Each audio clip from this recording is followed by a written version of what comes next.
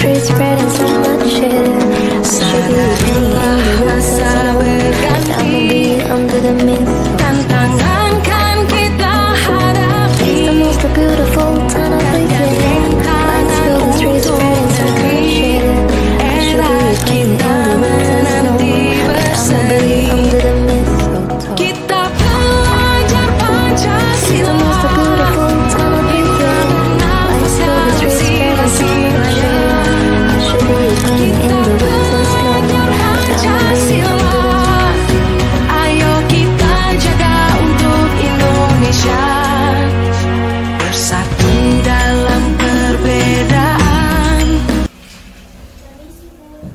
Ayo sini Hilda, silakan duduk. Hari ini kamu sehat nak? Sehat, Bu. Syukurlah. Kamu tahu nggak kenapa kira-kira ibu memanggil kamu ke sini? Tidak tahu, Bu. Tadi dalam kelas ibu melihat kamu itu tidak seperti biasanya. Biasanya kamu aktif, semangat, selalu menjawab pertanyaan ibu. Tapi tadi ibu lihat kamu lesu, males, tidak semangat. Kamu ada masalah? Ya, Bu, saya lagi kesal. Kamu lagi kesal sama siapa? Saya lagi kesal sama mama saya, Bu. Saya minta dibelikan HP, tapi tidak diberi-berikan. Ibu bilang ibu nggak punya uang. Saya jadi malas sekolah. Kamu bilang kamu malas sekolah. Kenapa masih berangkat ke sekolah? Saya takut nanti saya ketinggalan pelajaran, Bu. Oh, berarti kamu masih memiliki rasa tanggung jawab yang bagus. Itu baik namanya. Kamu kesel, tapi kamu tetap berangkat sekolah.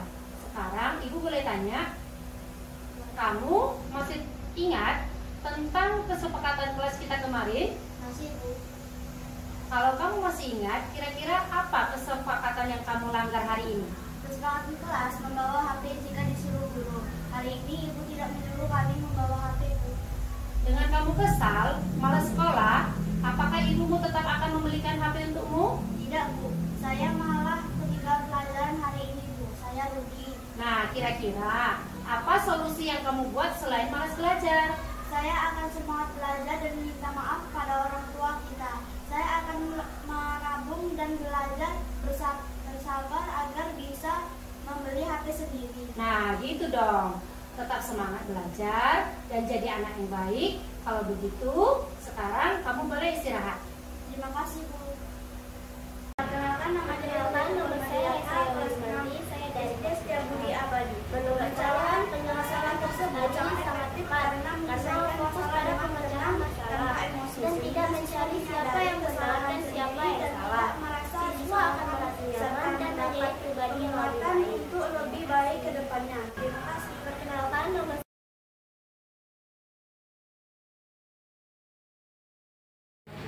Assalamualaikum warahmatullahi wabarakatuh. Waalaikumsalam warahmatullahi wabarakatuh. Selamat siang, salam sejahtera bagi kita semua. Puji syukur kepada Allah Subhanahu wa Ta'ala, Tuhan yang Maha Esa, yang mana pada siang hari ini kita masih diberi nikmat kesehatan, kesempatan sehingga kita dapat menghadiri acara seminar kecil. Selawat berikan salam, mari kita hadiahkan kehadiran Nabi Muhammad sallallahu alaihi wasallam. Allahumma sholli ala sayyidina Muhammad, yang mana kita harapkan kemudian kelak. Amin ya rabbal alamin. Yang saya hormati Ibu Kepala Sekolah SD Perguruan Setiabudi Abadi Gorongan. Yang saya hormati Ibu CGP Bumina SPD Angkatan 9 Kabupaten Samberdaya. Yang saya hormati Bapak Ibu rekan sejawat, para audiens pada acara ini. Adapun acara ini yaitu untuk melengkapi kegiatan guru penggerak yang mana sudah sedemikian rupa diselesaikan hari ini.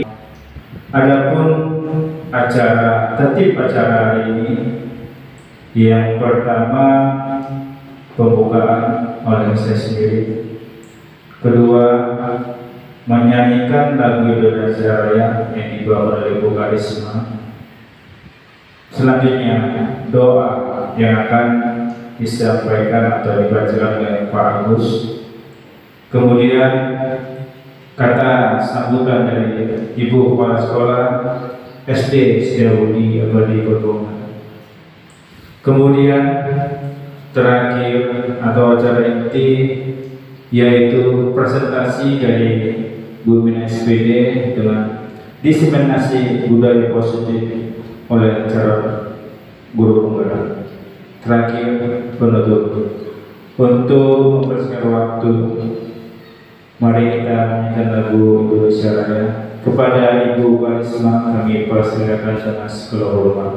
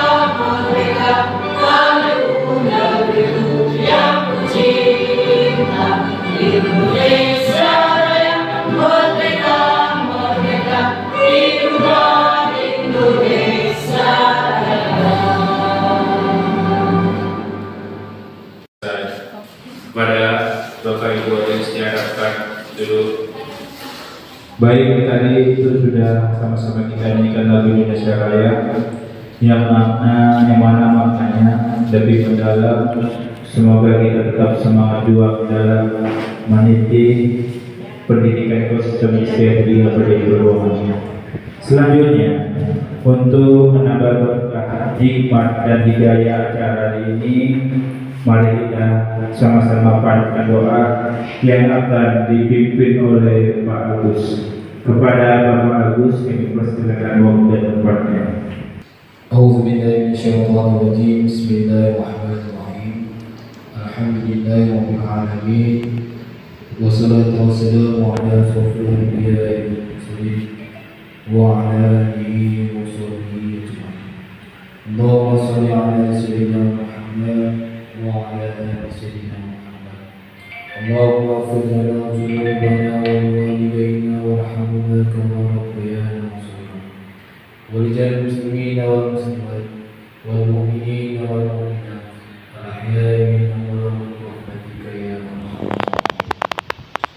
Ya Allah, ya Tuhan kami, tiada kata dan rasa yang pantas kami haturkan kepadamu pada siang hari ini selain bersyukur kepadamu atas segala nikmat dan hidayah yang Engkau anugerahkan kepada kami, sehingga kami bisa hadir bersama untuk mengikuti kegiatan pada siang hari ini. Untuk itu ya Allah, jadikanlah acara kami ini sebagai acara yang Engkau ridhoi, acara yang membawa barokah, rahmat, taufik, serta hidayah-Mu untuk kami semua. Ya Allah, ya Tuhan kami, izinkanlah kami memohon Allah, jadikanlah kegiatan ini sebagai penjaga ya Allah, pembangkit dan penganugerah semangat kami dalam meningkatkan kualitas tugas kewajiban kami, sehingga kami bisa bekerja secara profesional dengan baik dan tertutup. Sebagai bukti syukur kami dan penghambaan kami kepada-Mu. Rabbana taqabbal minna innaka antas samiul alim وتب علينا إنك أنت التواب الرحيم ربنا لا تزغ قلوبنا بعد إذ هديتنا وهب لنا من لدنك رحمة إنك أنت الوهاب ربنا آتنا في الدنيا حسنة وفي الآخرة حسنة وقنا عذاب النار وصلى الله وسلم عليه والحمد لله رب العالمين. Terima kasih kepada Pak Agus yang sudah memberi doa. Harapan kita semua salah satunya yaitu khususnya untuk Bu Ina berdansa, kemudian untuk kita semua, semoga menjadi berkah bagi kita semua. Kemudian acara selanjutnya yang mana nanti banyak berbagai macam implementasi baik kolaborasi beserta hikmat mana mudah-mudahan kegiatan yang akan disampaikan ini akan kemana begitu. Selanjutnya yaitu acara inti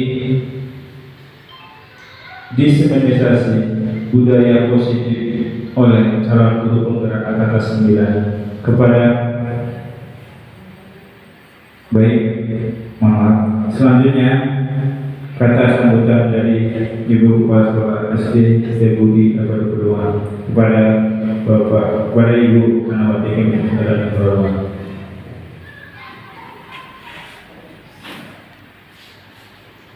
Bismillahirrahmanirrahim. Assalamualaikum warahmatullahi wabarakatuh. Selamat siang dan salam sejahtera bagi kita semua. Yang kami banggakan dan yang saya sayangi, bapak-bapak, ibu-ibu yang telah hadir di dalam ruangan ini.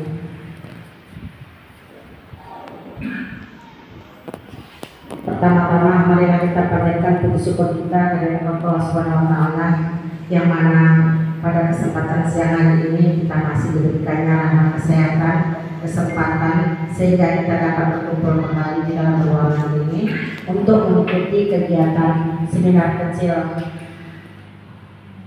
Desiminasi Budaya Positif di SD Setiabudi Abadi Pembangunan dengan guru penggerak yaitu Ibu Bina SPD CGP Angkatan ke-9 Kabupaten Serdang Bedagai. Tak lupa beserta salam kita sampaikan kepada junjungan kita Nabi Muhammad SAW. Semoga kita mendapat syafaatnya di kemudian hari kelak. Amin amin ya rabbal alamin.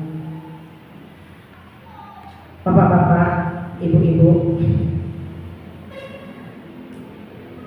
yang mana pendidikan guru penggerak ini pada intinya adalah melatih kita sebagai guru agar menjadi pemimpin dalam pembelajaran. Yang mana budaya positif ini mari sama-sama di lingkungan perguruan Setiabudi ini kita tingkatkan lagi mengenai kedisiplinan budaya positif yang baik, merubah karakter anak-anak didik kita, dan juga dituntut untuk memberikan pembelajaran yang sangat bervariasi. Pemaparan yang akan kita sampaikan nanti, kita akan mengetahui apa yang dimaksud dengan budaya positif di lingkungan sekolah kita. Mari sama-sama kita mendengarkan paparan dari guru penggerak atas nama Bu Bina SPD. Harapan agar kita semua akan mendapatkan ilmu dari apa yang disampaikan nanti. Dan saya harap setelah ini kita juga dapat menerapkan apa yang telah disampaikan nanti di kelas kita masing-masing. Dengan ada kegiatan pada siang hari ini, di sini saya juga kegiatan ini dengan resmi dengan membacakan basmalah.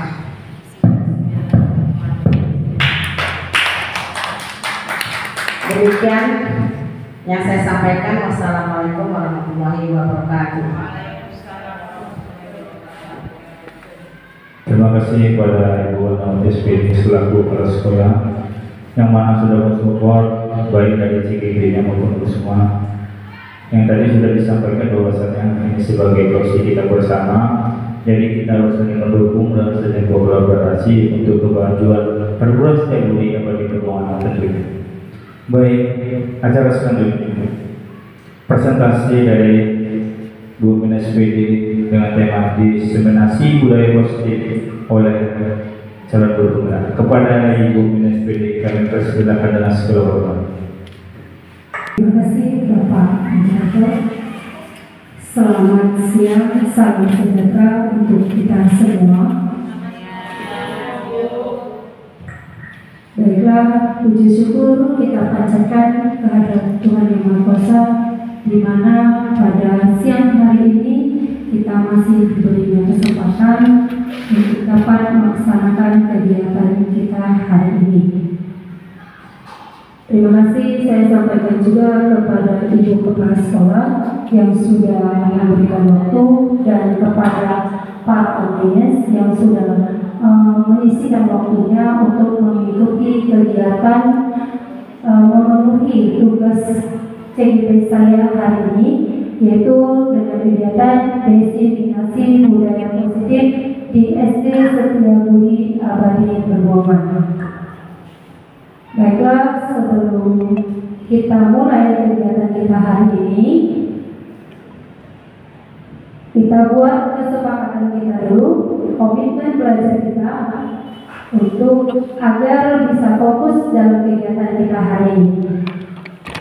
Yang pertama yaitu kita hadir seutuhnya pada saat ini. Kemudian yang kedua, hargai waktu kita bersama. Kemudian yang ketiga, silent untuk Android dan iPhone. Kemudian yang keempat, mengangkat tangan ketika ingin berbicara. Nah, inilah komitmen belajar kita agar kita bisa tetap fokus sampai selesai acara kita hari ini. Kira-kira bagaimana para audiens dan ibu kepala sekolah? Ada lagi yang perlu kita tambahi? Cukup? Masih ya? Oke? Nah, kita lanjut supaya suasana belajar kita hari ini, diskusi kita hari ini, seminar kita hari ini lebih bahagia, lebih senang karena sudah siang setelah selesai KPM sudah letih ya Bapak Ibu. Kita SPK dulu sebentar. Mohon izin kita semuanya, saya persilakan berdiri untuk mengikuti kegiatan SPK.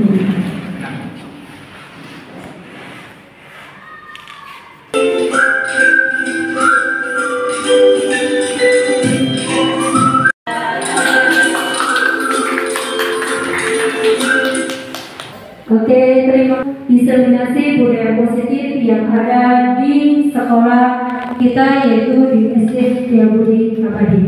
Nah, yang pertama yaitu budaya positif. Apa itu budaya positif?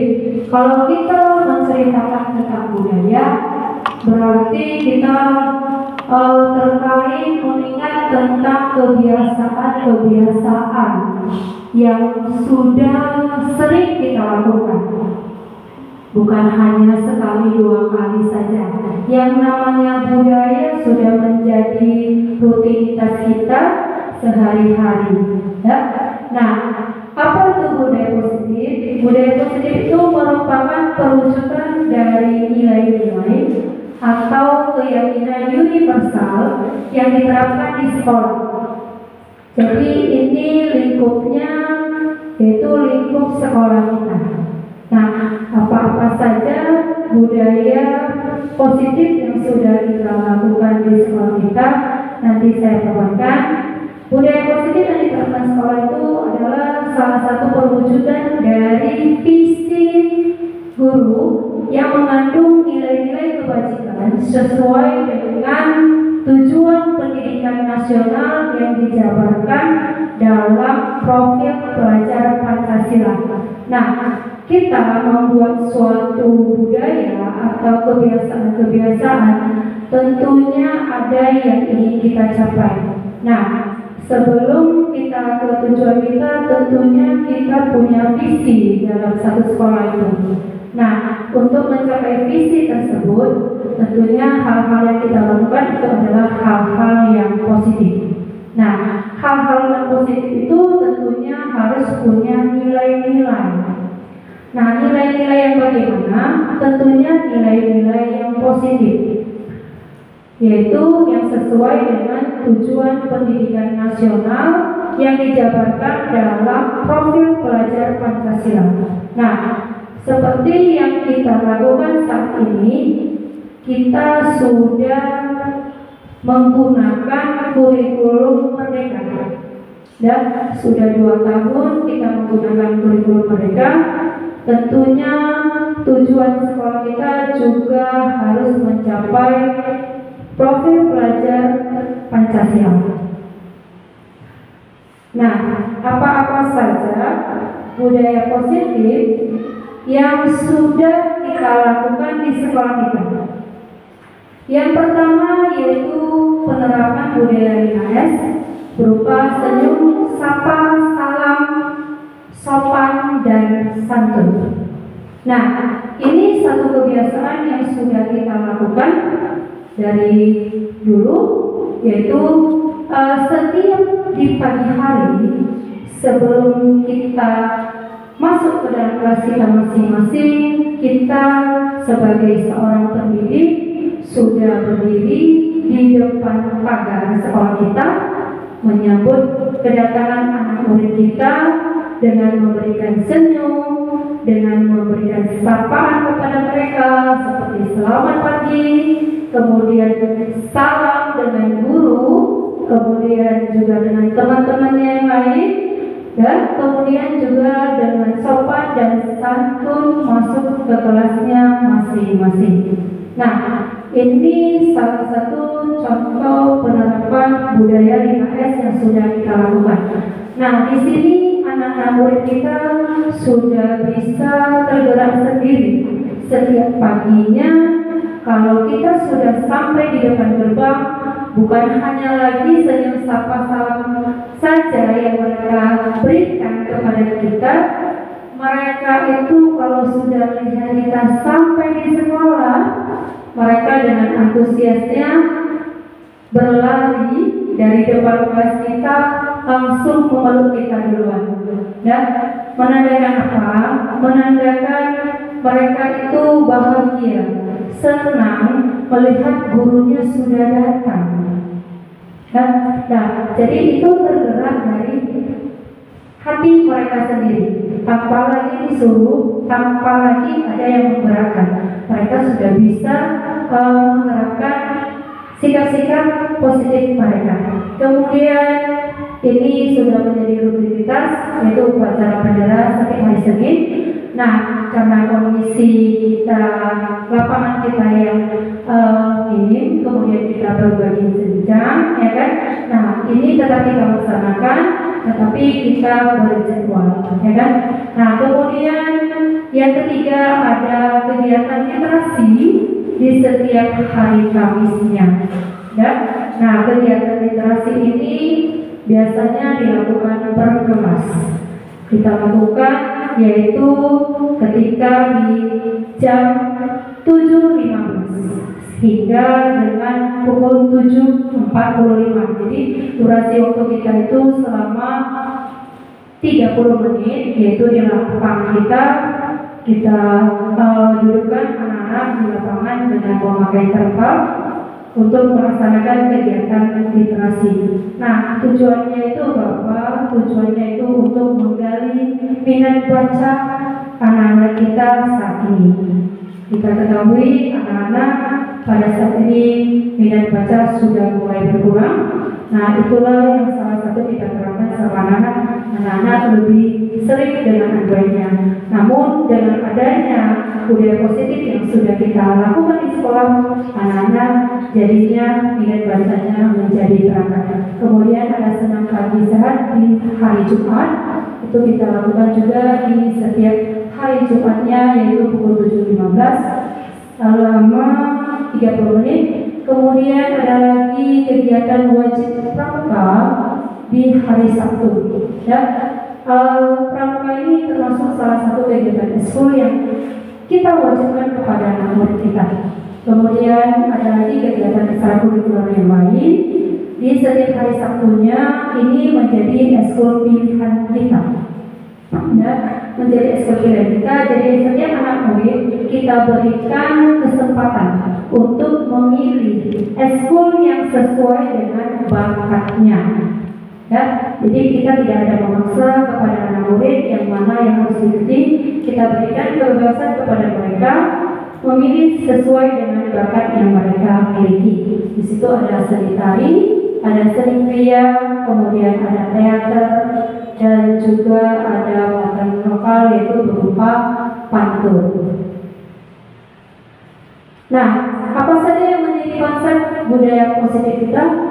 Di pemaparan kita hari ini saya ada 7 materi, yaitu yang pertama perubahan paradigma belajar, kemudian yang kedua disiplin positif dan nilai-nilai kebajikan universal, kemudian yang ketiga yaitu motivasi perilaku manusia, yang keempat ada keyakinan kelas, yang kelima yaitu kebutuhan dasar manusia, yang keenam 5 posisi kontrol, dan yang terakhir yaitu segitiga restitusi.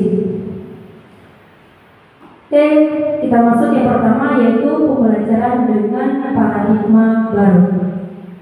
Dalam membangun budaya positif, sekolah dapat menyediakan lingkungan yang positif, aman, nyaman, agar siswa mampu berpikir, bertindak, dan mencipta dengan merdeka, mandiri, dan bertanggung jawab.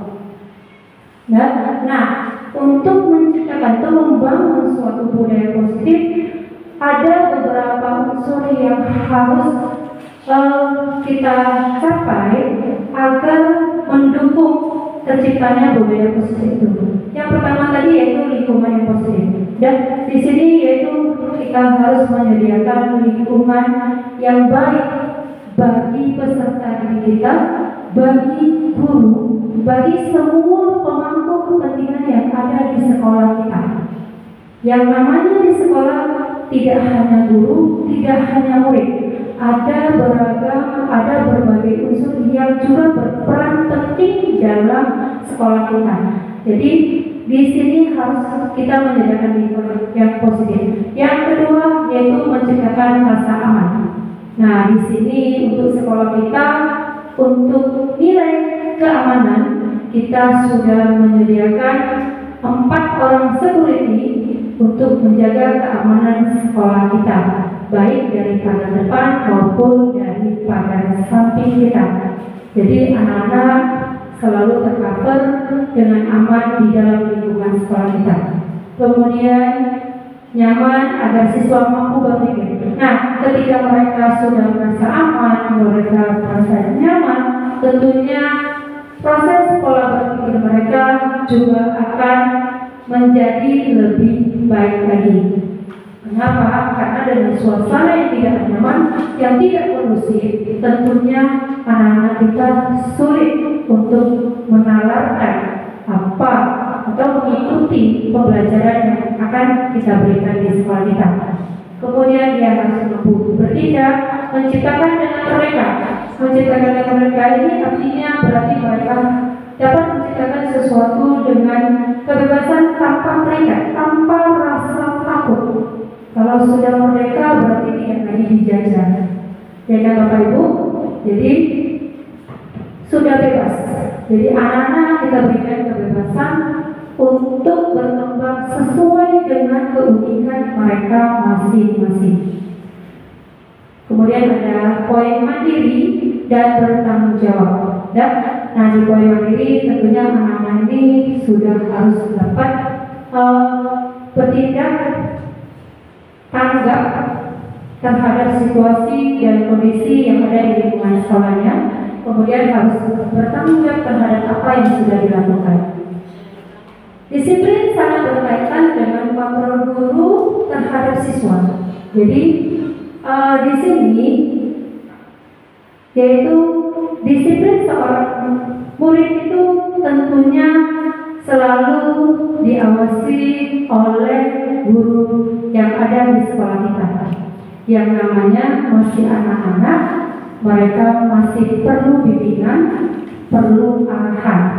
Lain halnya dengan mereka yang sudah SMP maupun SMA. Walaupun mereka yang sudah jenjang tinggi, tetap ada guru yang bertindak sebagai kontrol dalam menegakkan disiplin mereka. Kenapa? Karena tidak semua anak murid itu baik-baik aja semuanya kan Bu. Pasti ada anak-anak kita yang punya sikap melawan, punya sikap yang dia tidak senang dengan aturan yang kita buat. Jadi di sini peran kita sebagai guru yaitu selalu mengawasi mereka, mengontrol dan mengawasi, menuntun mereka supaya mereka dapat melaksanakan disiplin positif mereka. Kemudian menurut Stephen R. Covey, jika ingin membuat kemajuan perlahan, ubahlah sikap atau perilaku Anda. Jadi di sini siapa yang harus berubah duluan? Siapa yang harus memberikan contoh? Tentunya kita sebagai pendidik yang harus memberikan contoh. Dan apalagi bagi anak SD, kita tidak luput dari suatu peribahasa yang mengatakan guru itu adalah orang yang dibubu dan ditiru. Jadi seyogyanya kitalah duluan yang memberikan contoh yang baik kepada mereka. Tetapi jika ingin memperbaiki cara-cara utama kita, maka kita perlu merubah kerangka acuan kita. Ubahlah cara Anda melihat dunia. Ubahlah cara berpikir tentang manusia. Ubahlah paradigma Anda. Jadi ini saya ambil contoh kita yang 2 tahun sebelumnya yang menerapkan kurikulum 2013 yang kemudian di awalnya itu kita masih rancu, dan setelah kita pelajari sehingga kita menjadi mampu, sudah terbiasa dengan kurikulum tersebut. Nah tiba-tiba kita disuruh merubah lagi dan merubah menjadi kurikulum merdeka. Nah, di sini di awalnya banyak sekali pendidik yang masih belum siap, belum bisa menerima, belum dapat merubah paradigma mereka. Nah, yang mana seharusnya kita seorang pendidik itu harus sudah siap menerima kondisi, ya kan, Bapak Ibu. Nah, jadi agar kita kemajuan kita itu makin lebih baik, ubahlah paradigma kita. Nah, sekarang kita dihadapkan paradigma belajar dengan implementasi kurikulum merdeka. Jadi kita harus sudah paradigma kita ke yang IKN.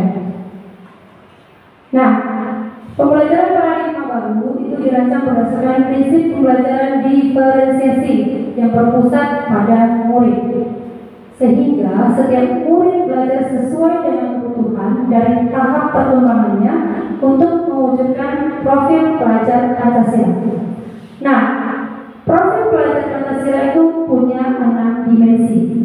Yang pertama yaitu beriman dan bertakwa kepada Tuhan Yang Maha Esa.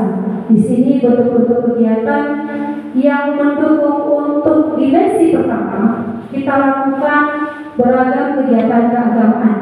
Sekolah kita dikenal dengan sekolah yang beragam etnisnya, beragam agamanya. Kita termasuk sekolah yang sosio-kulturalnya luar biasa. Ya. Nah, di sini bentuk-bentuk kegiatan keagamaannya bagi yang Muslim sudah melaksanakan sholat duha, zuhur. Kemudian untuk yang agama Buddhisnya mereka juga sudah melakukan kebaktian di setiap hari Jumat setelah pulang sekolah. Kemudian yang di agama Kristennya juga mereka ada melakukan kebaktian di hari Jumatnya. Itulah bentuk sekolah kita untuk mencapai dimensi yang pertama. Kemudian yang kedua yaitu kebinekaan global. Nah, di sini kita yang terdiri dari beragam, bukan hanya agama saja yang berbeda, tetapi suku juga banyak yang berbeda. Di sini Anak-anak kita ketika jam istirahat mereka bermain bersama teman-teman yang lain, berbeda suku tidak jadi masalah sama mereka. Bahkan mereka sudah bisa berbaur dengan baik. Mereka bangga dapat teman yang berbeda suku sehingga mereka mendapatkan ragam budaya masing-masing. Mereka bisa saling bertukar budaya. Kemudian yang ketiga yaitu bergotong royong. Kemudian ada kreatif, bernalar kritis, dan mandiri. Di kegiatan bergotong royong kita juga tidak pun kita awali dari kegiatan yang paling sederhana, yaitu piket kelas selalu kita laksanakan. Kemudian untuk Jumat bersihnya juga kita lakukan. Kemudian untuk kreatifnya di sini kegiatan yang menunjang kita sudah membuat beberapa program kegiatan di school yang gunanya untuk meningkatkan kreativitas mereka.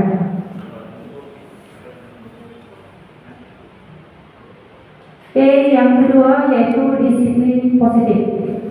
Menurut Bapak Kiai Sedantara, bahwa untuk menciptakan siswa yang merdeka, maka syarat utamanya harus mempunyai disiplin yang kuat, yaitu disiplin yang berasal dari motivasi internal atau dari dalam diri sendiri. Jadi di sini motivasi yang muncul itu harus dari dalam diri kita sendiri. Jangan kita itu tunggu disuruh. Kemudian kalau menurut Diana dosen menyatakan bahwa kata disiplin itu berasal dari bahasa Latin yang berarti disiplin, yang berarti belajar. Kemudian kata disiplin itu juga berasal dari akar kata yang sama, yaitu disiplin atau murid atau pengikut. Di sini Diana juga menyatakan bahwa disiplin juga berkonotasi dengan disiplin diri siswa. Disiplin diri dapat membuat seseorang menggali semua potensi dirinya untuk mencapai suatu tujuan, suatu tujuan untuk dihargai dan bermakna. Jadi kegiatan yang dilakukan, disiplin positif yang dilakukan, semuanya ada tujuannya, kemudian ada maknanya. Jadi tidak sembarangan kita lakukan. Nah, dari kedua pendapat tersebut, dari Hajar Yantara maupun Diana dosen, di mana kedua pakar pendidikan memandangkan disiplin itu sebagai bentuk kontrol diri, yaitu belajar untuk kontrol diri agar dapat mencapai suatu tujuan mulia. Nah, tujuan mulia di sini tentunya mengacu pada nilai-nilai atau prinsip-prinsip mulia yang dimana oleh seseorang. Nah, pada saat ini itu kita sebut juga dengan nilai-nilai sebagai nilai-nilai kebajikan universal. Apa itu kebajikan? Nilai kebajikan universal. Nilai kebajikan universal itu adalah sifat-sifat positif manusia yang merupakan tujuan mulia yang ingin dicapai setiap individu. Nah, tentunya di sini nilai positif yang dicapai oleh setiap murid kita sesuai dengan kurikulum yang kita laksanakan, yaitu profil pelajar Pancasila, yaitu terkait dengan 6 dimensi yang tadi saya sebutkan.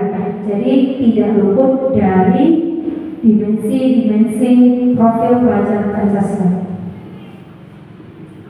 Nah, kemudian poin yang ketiga yaitu motivasi perilaku manusia. Menurut KBBI, motivasi itu berarti dorongan yang muncul dalam diri seseorang untuk melakukan atau berpikir dengan tujuan tertentu, baik secara sadar maupun tidak sadar. Di sini motivasi itu merupakan dorongan yang muncul dari dalam diri seseorang. Jadi motivasi itu muncul bisa secara sadar maupun secara tidak sadar. Itu artinya dia muncul tergerak sendiri atau tidak tergerak sendiri. Ya, arti tidak sadar bukan berarti pingsan Bapak Ibu, tetapi dia termotivasi itu berkat dari siapa? Bisa saja dari rekan sejawat. Contohnya apa? Contohnya ketika kita mau mengikuti program CGP. Di sini banyak yang memberikan motivasi kepada kita, ya kan Bapak Ibu? Jadi motivasi yang muncul itu berarti dia adalah motivasi dari rekan-rekan sejawat, dari kita sekolah, dari teman-teman kita yang lain yang sudah mengikuti program guru penggerak ini. Mereka sudah dapat merasakan apa sih kelebihannya kalau ikut ini. Jadi mereka tuh memberikan motivasi kepada kita agar kita juga dapat mengikuti kegiatan tersebut. Nah, menurut yang Gosen, motivasi perilaku manusia itu terdiri dari 3. Yang pertama, untuk menghindari ketidaknyamanan atau hukuman. Yaitu di sini murid melakukan disiplin diri karena ia takut dihukum. Nah, ini merupakan motivasi ekstensif, dan berarti belum ada kesadaran diri dia sendiri untuk melakukan hal itu. Dia hanya takut dimarah, kemudian takut dihukum. Bahkan ada yang beranggapan seperti yang kita rasakan yang murid-murid kita, kalau kita kasih tugas, kalau gurunya yang ini lebih disiplin, cepat-cepat dikerjakan tugasnya. Tapi kalau gurunya yang masih dia punya toleransi yang tinggi, dia masih bisa beralasan gitu ya kan, masih bisa nego-negonya ya. Jadi kalau gurunya yang disiplinnya tinggi, dia merasakan nanti saya pasti dihukum, saya disuruh berdiri, saya disuruh kerjakan tugasnya jadi double gitu. Nah, kemudian yang kedua, mendapatkan imbalan atau penghargaan dari orang lain. Ini sering ya Bapak Ibu kita lakukan di kelas kita. Misalnya kalau dia duluan siap mengerjakan latihannya, dia duluan siap mengerjakan tugas-tugas yang kita berikan di kelas, kita sering memberikan penghargaan kepada mereka. Nah, tujuan kita itu sebenarnya baik, supaya memacu mereka itu lebih cepat lagi selesai dalam melaksanakan tugasnya. Namun hal itu bukan timbul dari diri dia sendiri, tapi timbul karena ada maunya. Jadi kalau kita nanti suatu saat tidak memberikan sesuatu kepada mereka, belum tentu kan Bapak Ibu mereka itu mau mengerjakannya. Nah, jadi ini merupakan motivasi ekspresi. Kemudian yang ketiga, yaitu menghargai nilai-nilai kebajikan diri sendiri. Di sini murid melakukan disiplin diri karena sadar akan nilai kebajikan dirinya. Jadi dia sadar sendiri akan tugas dan kewajibannya sebagai seorang murid, apa-apa saja yang harus dilakukannya. Nah, ini merupakan motivasi intrinsik. Nah, yang inilah yang kita mau, dan tanpa ada unsur paksaan, tanpa ada satu penghargaan yang kita berikan. Jadi dari 3 motivasi ini, motivasi yang kita harapkan itu adalah motivasi intrinsik. Inilah yang perlu kita tanamkan sama anak kita supaya mencapai apa yang kita inginkan. Nah, apa tujuannya tadi? Yaitu menanamkan motivasi kepada semua siswa kita agar mereka menjadi orang yang mereka inginkan, yang menghargai diri sendiri dengan nilai-nilai yang mereka percaya. Jadi motivasi internal ini sangat berdampak jangka panjang dan tidak terpengaruh dengan adanya hukuman maupun hadiah. Jadi mudah-mudahan ini bisa kita terapkan di sekolah kita. Nah, yang keempat yaitu keyakinan kelas. Apa itu keyakinan kelas? Ini semuanya secara tidak sengaja sih sudah kita lakukan. Tapi mungkin ada yang belum tersusun secara runtut. Dan langkah-langkahnya bagaimana sih seharusnya kita buat, tata caranya bagaimana.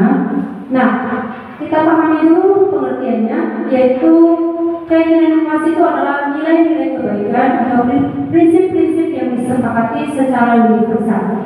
Orang akan bergerak lebih semangat atau bergerak untuk melaksanakan keyakinannya daripada hanya mengikuti aturan. Nah, bagaimana langkah-langkah pembentukan keyakinan kelas itu? Yaitu yang pertama yang harus kita lakukan yaitu kita berikan dulu kesempatan kepada semua murid kita untuk mengutarakan semua ide mereka, peraturannya bagaimana, mereka itu pinginnya seperti mana, dan mereka itu kita kasih kelonggaran untuk mencurahkan apa yang ada di dalam benak mereka. Kemudian setelah mereka kita beri kesempatan, kita lakukan catatan. Kemudian semua murid itu bisa dapat melihatnya apa sih ide-ide dari teman-temannya yang lain. Kemudian yang ketiga yaitu menyusun keyakinan kelas sesuai prosedur. Nah, apa yang menjadi prosedur dalam penyusunan kalimat yang menjadi keyakinan kelas kita? Tentunya kita harus mengubah kalimat negatif itu menjadi kalimat positif. Kenapa? Karena kita berusaha untuk menanamkan budaya positifnya. Ya, apa yang kita ucapkan itu adalah doa. Jadi sebaiknya apa yang kita ucapkan itu kita ucapkan yang positif, yang baik-baik supaya apa? Supaya datang hal-hal yang baik sama kita. Kalau kita cerita yang buruk-buruk bisa jadi hal buruk yang datang sama kita. Contohnya apa? Kita pikirin nanti jangan-jangan mati lampu. Bisa jadi betul-betul mati lampu. Ya? Nah, kenapa bisa seperti itu? Karena alam juga membaca apa yang kita ucapkan. Jadi disitulah kita harus mengubah kata-kata negatif kita supaya menjadi positif dan yang datang akhirnya positif sama kita.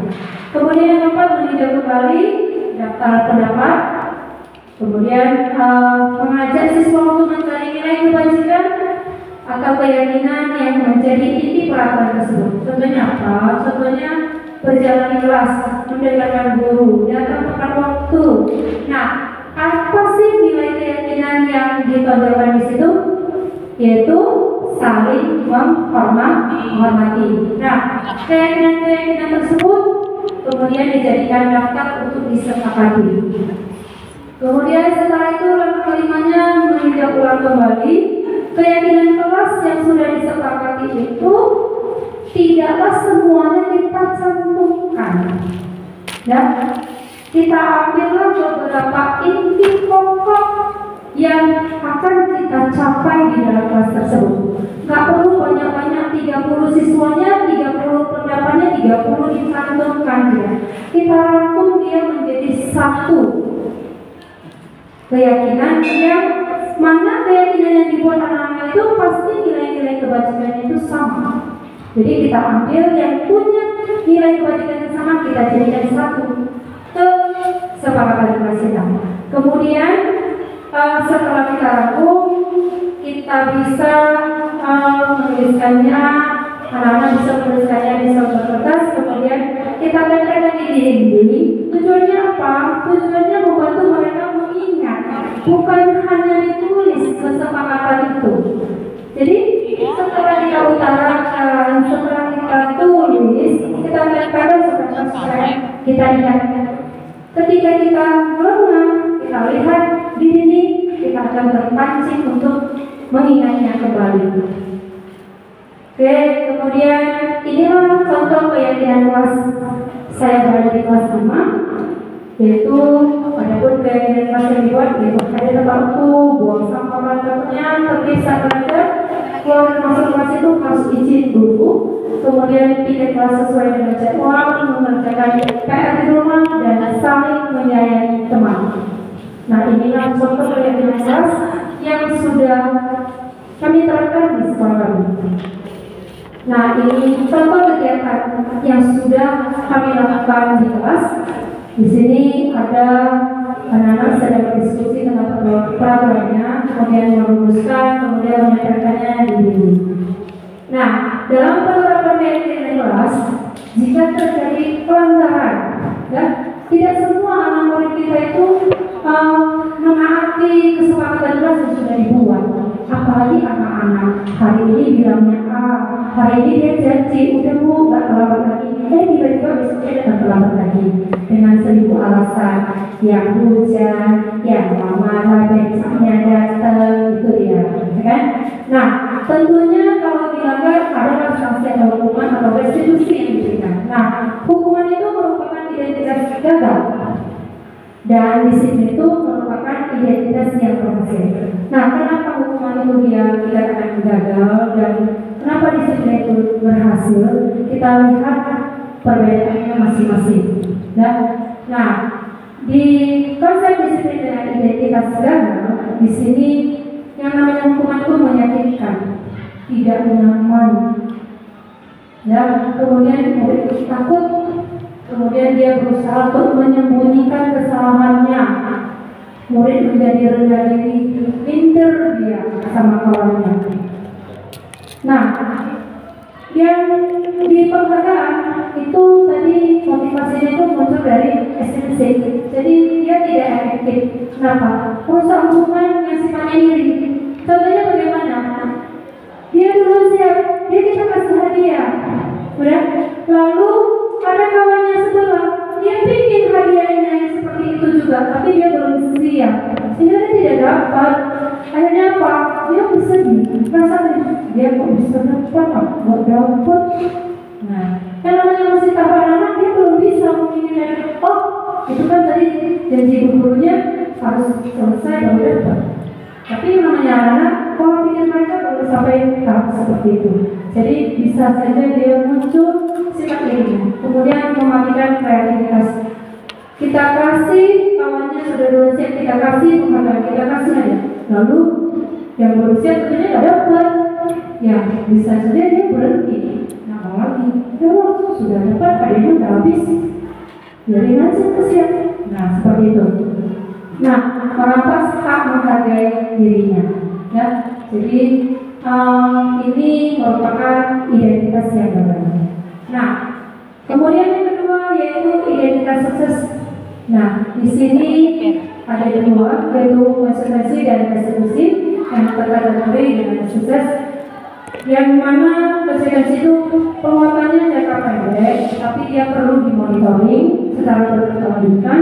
Kemudian kita perlu memberikan stimulus respon, murid menghormati peraturan dan waktu untuk memenuhi kesalahannya. Dan pada restitusi itu murid bertanggung jawab untuk perilakunya. Fokus pada penyelesaian masalah dalam waktu jangka panjang, kemudian murid menghormati dirinya dan juga orang lain. Teori kontrol untuk dirinya dapat memegang kontrol dirinya sendiri, dapat mengontrol emosionalnya ketika dia punya masalah. Contohnya apa? Contohnya ketika barangnya ada kawannya dia marah-marah, ya. Nah, dengan memberikan restitusi kita dapat menstabilkan emosionalnya. Kemudian yang terakhir yaitu murid bersemangat untuk memperbaiki kesalahan. Kenapa dia bisa bersemangat? Karena di sini tidak ada intimidasi sama dia. Kita berikan dia kelonggaran berpikir, mengakui kesalahannya sendiri, menceritakan kejadian apa yang dialaminya sendiri tanpa ada rasa malu, tanpa ada rasa kesalahan apapun. Nah, di sini kita ada latihan, ada 7 soal ya Bapak Ibu. Coba kita jawab sama-sama, ya. Kita lihat, yaitu kita isi pernyataan-pernyataan tersebut, apakah itu termasuk hukuman atau konsekuensi. Yang pertama yaitu mencatat 100 kali di dalam buku kalimat saya tidak akan terlambat lagi karena terlambat sekolah. Dan jadi ini sering ya Bu dilakukan, apalagi anak SD, ya. Karena apa? Karena hukuman fisik itu tidak boleh lagi dilakukan. Nah, kalau kita lihat dari pernyataan di sini, ini termasuk hukuman kah atau konsekuensi? Konsekuensi. Coba saya berikan dulu kesempatan kepada Miss RP.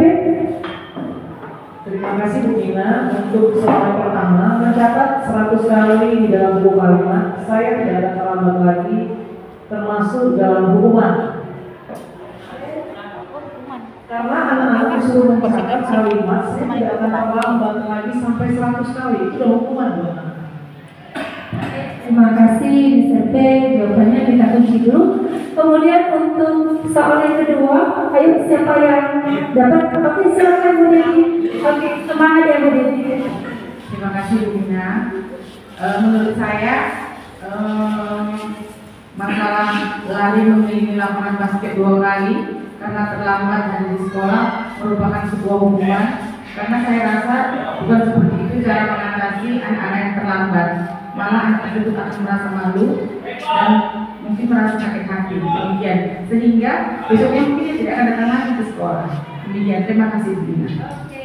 Oke, terima kasih Bu Devi. Jawabannya luar biasa, penjelasannya ya Bu Devi.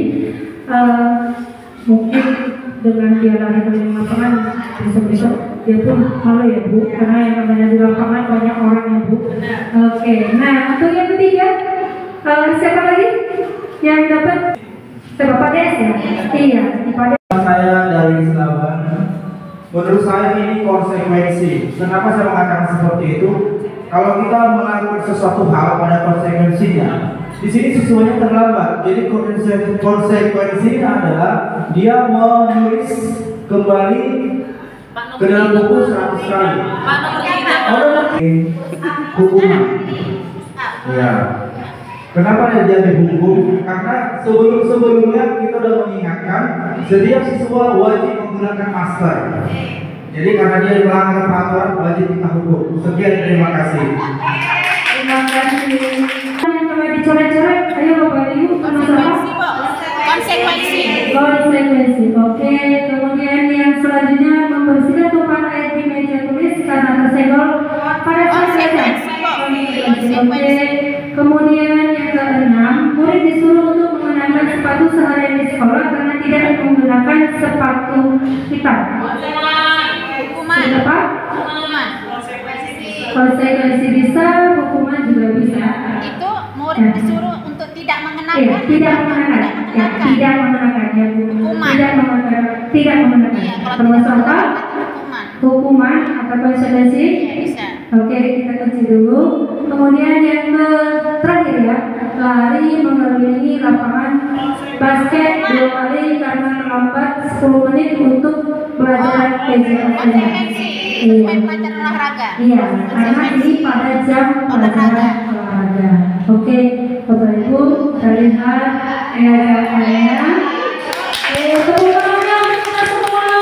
Kita semua guru belajar, kita semua guru hebat. Terima kasih jawabannya Bapak Ibu. Kita lanjut. Yang kelima yaitu kebutuhan dasar manusia.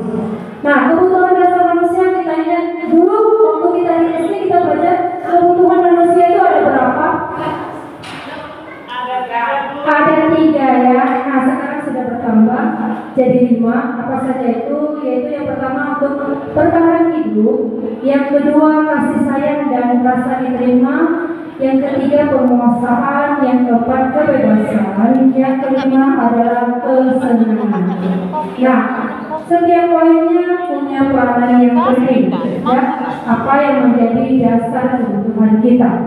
Yaitu yang pertama kebutuhan hidup ini tentunya terkait dengan kebutuhan pokok kita, sandang, pangan, pakaian, dan nah kemudian yang kedua kebutuhan cinta kasih sayang.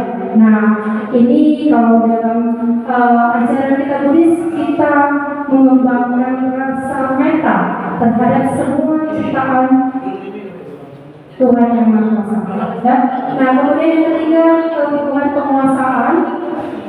Dan di sini tentunya setiap orang punya rasa ingin berkuasa dan tergantung kepada besar kecilnya itu diterapkan. Kemudian yang keempat kebutuhan kebebasan dan di sini kebebasannya tentunya ada pilihannya. Dan nah kemudian yang kelima yaitu kebutuhan kesenangan. Di sini kebutuhan untuk merasa senang. Jadi tentunya kalau dengan aktivitas yang terlalu banyak, kita pasti ingin senang-senang. Kapan sih bisa pergi jalan-jalan, refleksi, kerjaannya udah banyak, tugasnya sudah banyak, sudah mulai penuh di dalam benak kita. Rasanya ingin sekali kita ingin merefleksikan pikiran kita sendiri, ya kan? Oke. Nah, itulah kebutuhan dasar manusia. Jadi kebutuhan ini sangat mendukung kali kita sebagai pendidik. Kelima kebutuhan ini harus kita penuhi. Kenapa? Karena selaku seorang pendidik kita harus punya poin-poin ini semua. Ya, kita nggak bisa ke sekolah kalau kita nggak makan, dan kita harus punya rasa cinta kasih sayang terhadap murid kita, harus punya juga sikap penguasaan untuk menguasai kelas kita, kemudian harus punya juga kebebasan. Kita berikan kebebasan kepada murid, tetapi yang harus melalui kontrol kita. Kemudian kesenangan dengan tercapainya nilai-nilai kebajikan yang kita terapkan kepada anak. Dengan tercapainya itu kita merasa senang, merasa bangga, merasa happy. Kenapa? Ada hasilnya yang kita dapatkan. Nah, kemudian 5 posisi kontrol. Ini yang pertama adalah penghukum, pembuat merasa bersalah, ada teman, ada pemantau, dan ada manajer. Ya, jadi disinilah letak posisi kontrol kita sebagai seorang pendidik, Bapak Ibu. Yang mana sih sebenarnya ini semua sudah pernah kita lakukan, cuman kadarnya beda-beda. Mungkin lebih dominan ke penghukum, lebih dominan ke pembuat rasa bersalah, teman-teman, tergantung kepada permasalahan yang terjadi, tergantung kepada kondisi, tergantung kepada kebutuhan muridnya, masalah apa yang terjadi di sini. Dan tidak semuanya kita nggak punya posisi kontrol, dan kita semuanya punya posisi kontrol untuk menyelesaikannya. Tapi kebanyakan mungkin yang pertama yang sering kita lakukan, ya.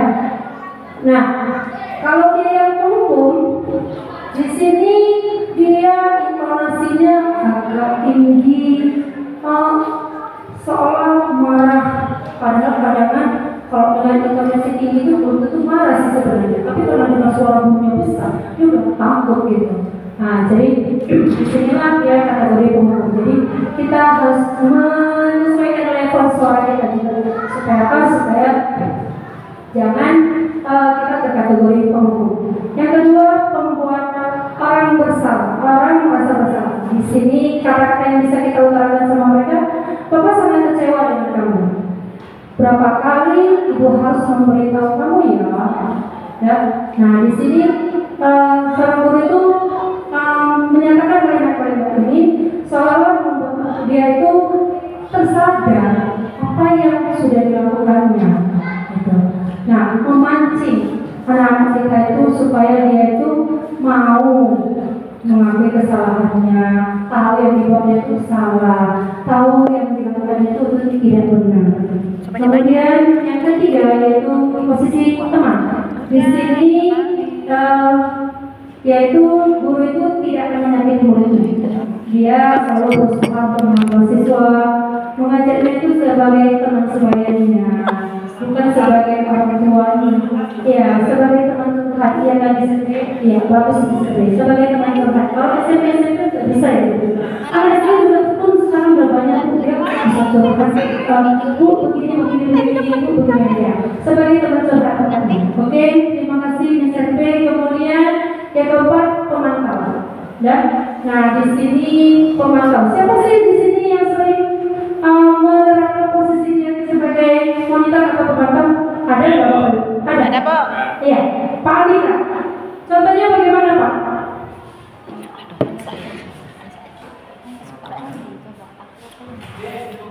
Baik, terima kasih kepada Ibu Bina. Ini posisi yang sangat saya senangi. Kenapa pemantau? Karena memang di samping saya sebagai wali kelas, saya juga guru kerja kelas. Di sini pemantaunya contohnya gini. Saya lihat contohnya anak kelas 4. Setiap hari Selasa sama Kamis dia terlambat. Tapi dia punya adiknya cepat. Kelas 1 cepat. Nah, saya risau dan bertanya kenapa?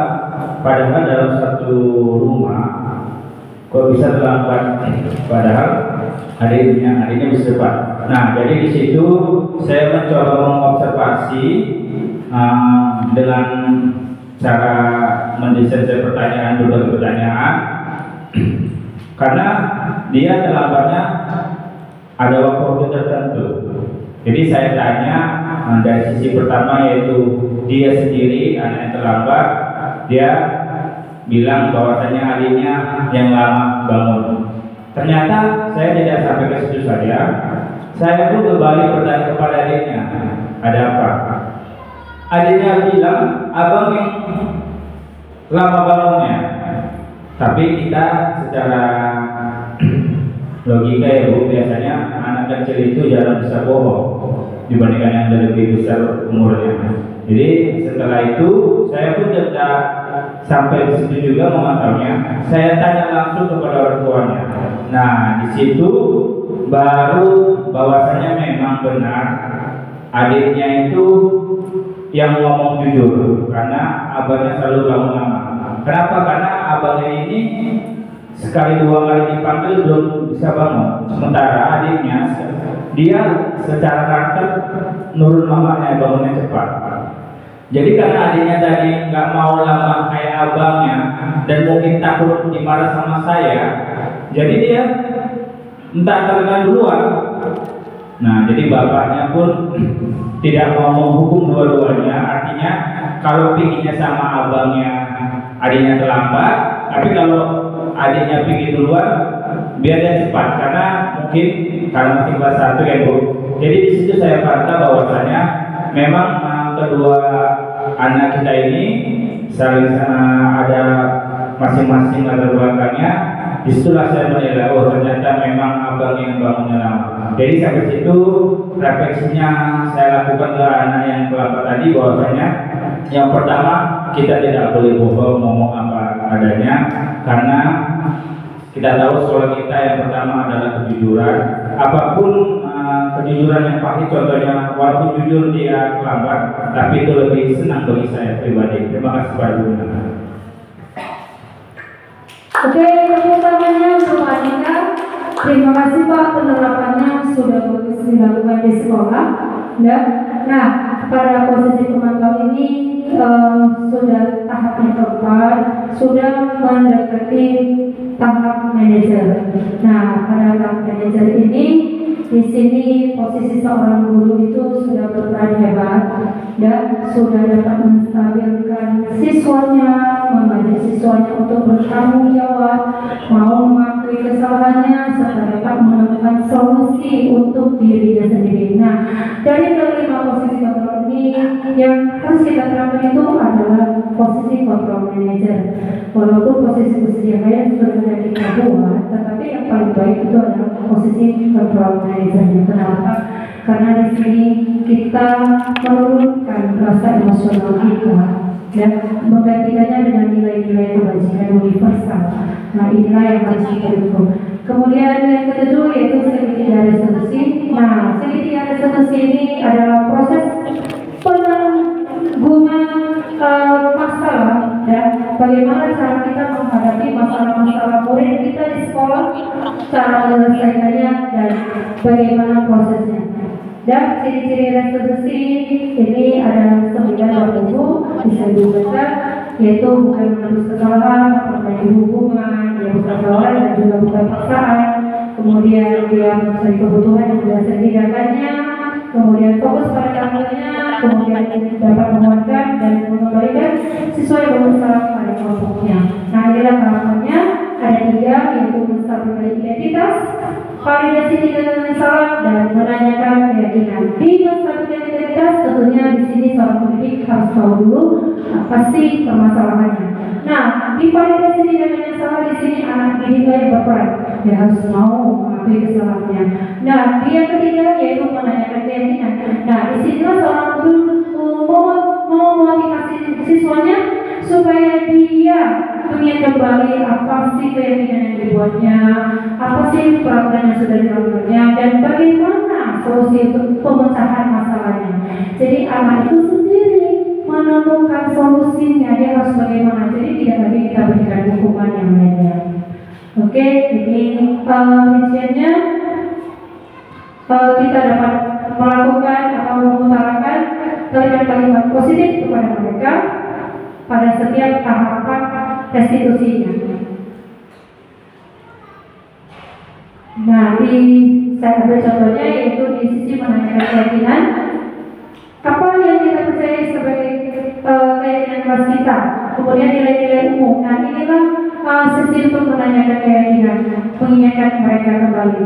Nah, berikut ada contoh penerapan seketika restitusi yang sudah kami lakukan terhadap anak-anak kita.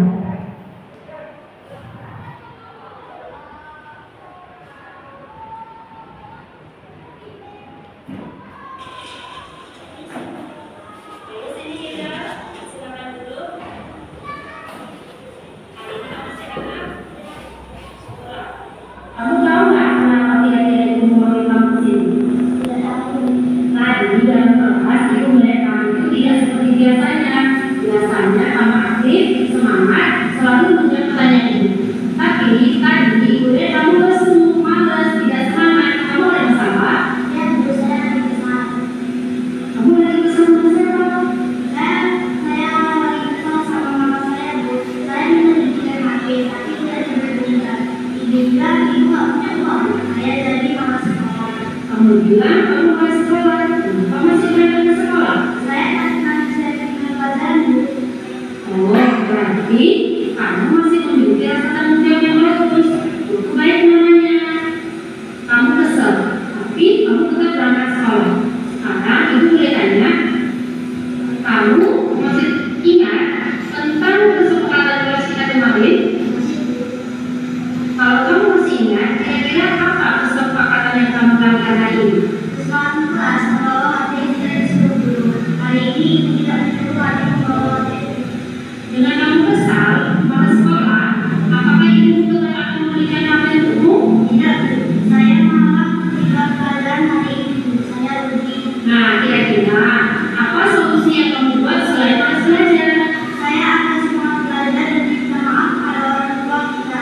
Saya akan menabung dan belajar bersabar agar bisa membeli HP sendiri. Nah, gitu dong. Tetap semangat belajar dan jadi anak yang baik. Kalau begitu, sekarang kamu boleh istirahat. Terima kasih, Bu.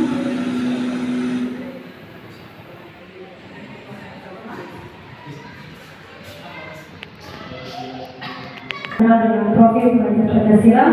Kemudian yang ketiga, disiplin positif itu berkaitan dengan kontrol guru terhadap siswa. Kebutuhan dasar manusia itu ada 5, yaitu bertahan hidup, kasih sayang, dan diterima, penguasaan, kebebasan, dan kesenangan. Kemudian posisi kontrol manajer merupakan posisi mentor di mana guru berbuat bersama dengan murid, mengajak siswa mempertanggungjawabkan perilakunya, mendukung siswanya menemukan solusi atas permasalahan sendiri. Dan tahapan dalam segitiga restitusi itu memudahkan kita untuk mengendalikan emosional kita dalam memecahkan masalah. Itulah kesimpulan yang dapat kita tarik dari penyampaian materi kita dari materi pertama sampai ke-7. Nah, sebelum saya tutup acaranya, kita refleksi sejenak. Yang pertama yaitu hal baru apa yang membuat paradigma saya setelah mengikuti diseminasi ini. Coba sekarang siapa yang bisa memberikan refleksi? Bapak Ibu, untuk pertanyaan pertama.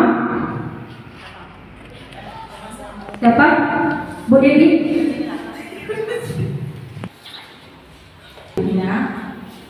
Refleksi hari ini setelah saya mengikuti diseminasi budaya positif di sekolah, hal baru yang mengubah paradigma saya setelah mengikuti diseminasi ini, bahwasanya selama ini yang saya lakukan ternyata salah, ya. Saya pikir selama ini dengan cara menghukum anak itu akan merubah perilaku anak menjadi lebih baik. Namun itu ternyata salah. Itu malah akan mempermalukan dan menyakiti perasaannya. Jadi setelah mengikuti diseminasi budaya positif di sekolah, ternyata kita harus melakukan banyak pendekatan-pendekatan, terutama tadi melakukan restitusi ya Bu ya, dengan cara menjadikan kita seorang guru yang menjadi seorang teman boleh, kemudian menjadi seorang pemantau, dan apabila perlu bisa menjadi seorang manajer bagi siswa-siswinya. Kemudian juga saya akan berusaha merubah cara saya memperbaiki perilaku siswa-siswi saya dengan tidak lagi memberikan hukuman, namun memberikan konsekuensi atau apa tadi yang terakhir ya Bu?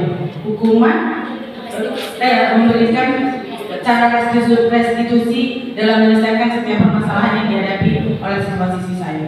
Demikian Bina, terima kasih. Baik, terima kasih. Terima kasih untuk Ibu Mina atas kesempatannya.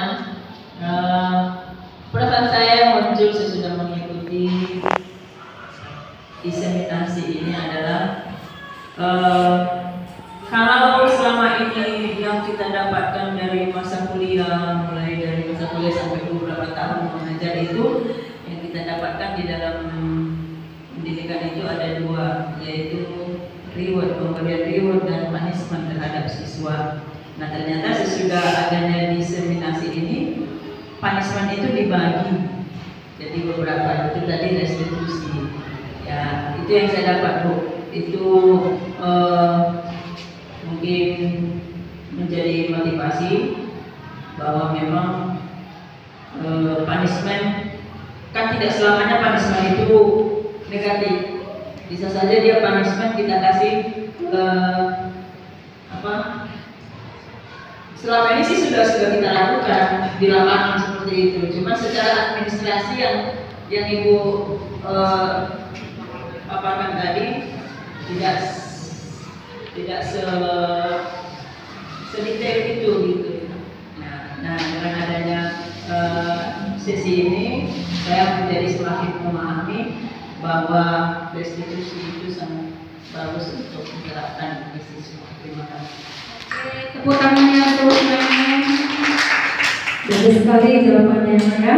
Oke, kemudian untuk pertanyaan yang ketiga, bisa aja. Oke, terima kasih buat waktunya. Untuk pertanyaan yang nomor 3, refleksinya peran pamong. Ya, mungkin pamong ya. Seperti apakah yang saya telah lakukan selama mengikuti modul ini?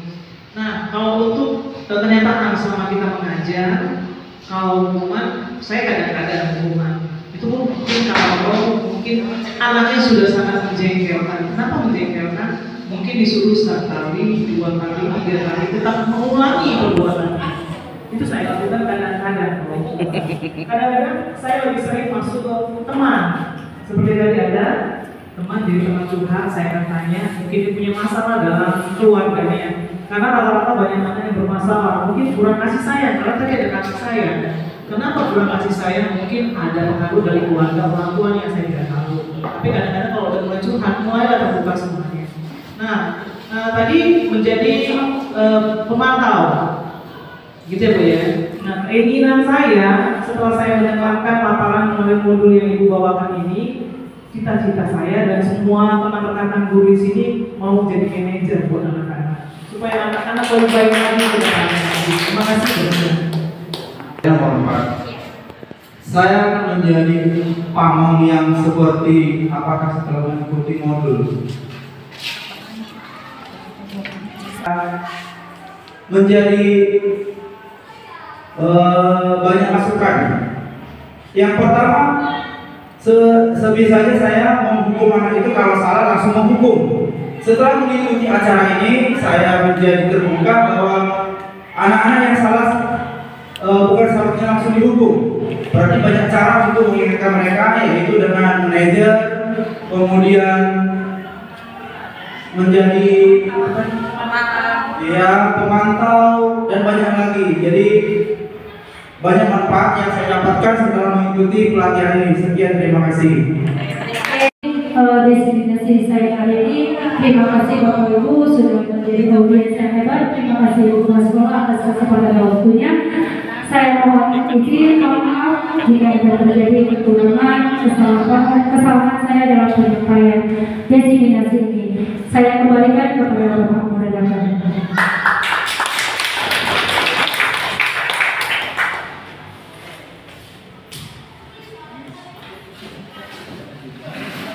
Baik, terima kasih kepada Pimpinan SPD yang sudah memaparkannya. Seperti yang disampaikan tadi, semoga apa yang disampaikan bisa dapat berguna di setiap harinya. Baik, tidak kepanjang lebar, saya tutup dengan pantun. Pantunnya dari temanya hari ini. Sore hari makan gorengan. Makanya di hari ini ilmu hukumnya sudah diterapkan. Mudah-mudahan dapat terimplementasi. Saya sudah menyampaikan. Assalamualaikum warahmatullahi wabarakatuh.